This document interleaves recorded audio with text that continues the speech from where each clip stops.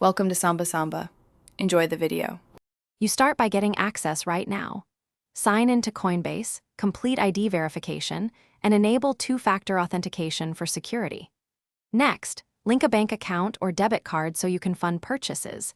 This determines speed and fees, so choose based on whether you need instant settlement. Once done, make sure you have a USD balance or instant funding available because Coinbase requires settled funds for most purchases. This avoids failed buy attempts and unexpected holds. You now execute the purchase. Search for USD in the Coinbase app and open the buy interface.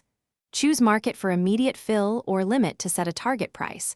Market is faster but may cost more.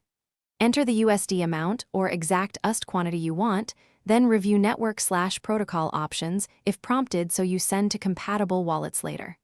Finally, check the fee and total charge. Then confirm and authenticate the buy so Coinbase processes the order securely.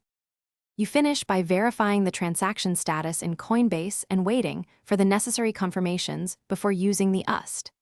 If you plan to move funds off Coinbase, withdraw to a compatible external wallet and double-check the network and destination address to avoid losses.